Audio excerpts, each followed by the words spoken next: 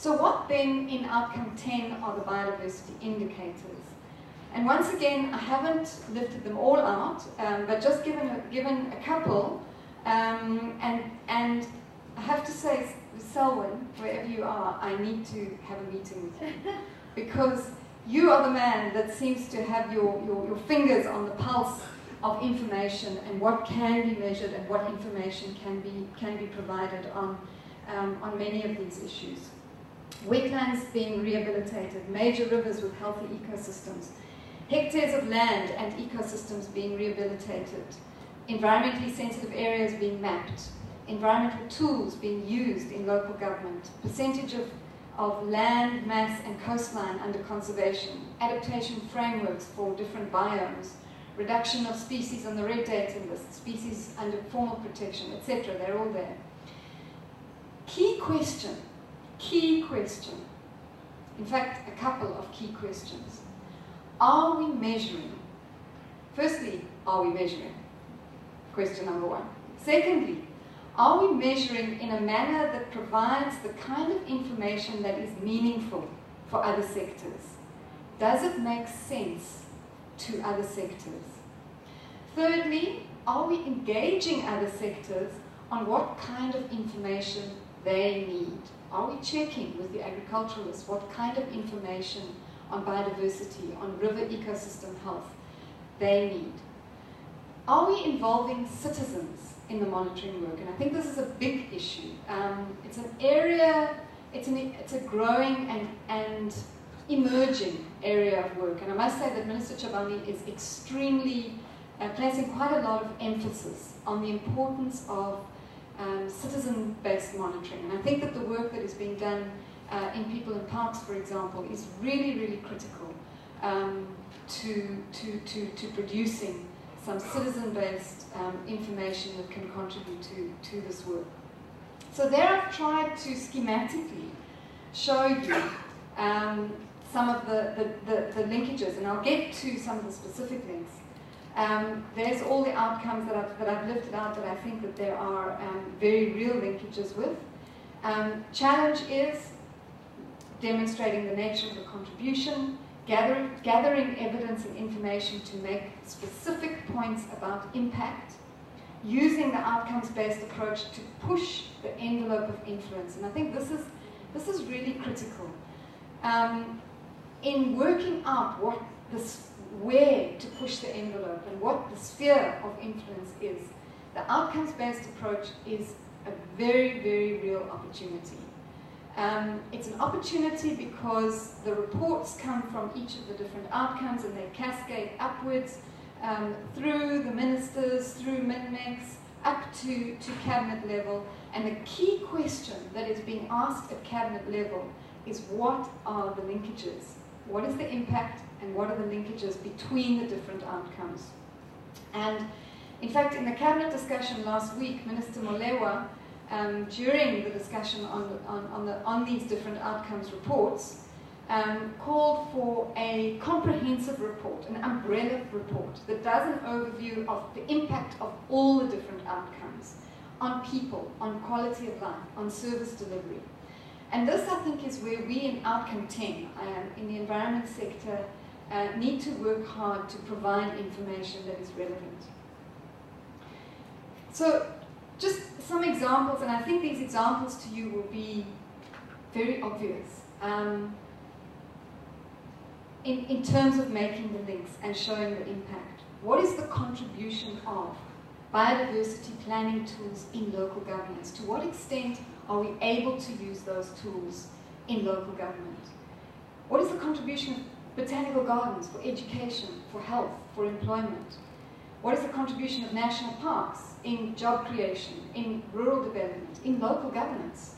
To what extent can national parks and the capacity in national parks be used as a source of governance at local level? Wetlands rehabilitation and management. What is the contribution of wetlands rehabilitation and management for job creation, for rural development, for flood management? What is the contribution of rivers with healthy ecosystems to water delivery, to health, to the economy? And I think, Mandy, some of the presentations that you showed some of the slides that you showed there are really, really critical in terms of the extent to which wetlands are actually not in a good health. And what does this mean? What does this mean for urban areas? What does this mean for rural areas? What does this mean for health of people? Resource-based services. What is the contribution of ecosystem services, resource-based services to economic growth? I think this is a big issue, and it's one that I'll come back to because it links to how we quantify development, growth and development in the country, where at the moment we're using GDP, which does not factor in the health of ecosystem services. Can the biodiversity sector contribute to that emerging discussion? What is the contribution of protected estuaries to fisheries and job creation? So that's a bit of a sense of outcome 10 and the outcomes-based approach and what the opportunities are.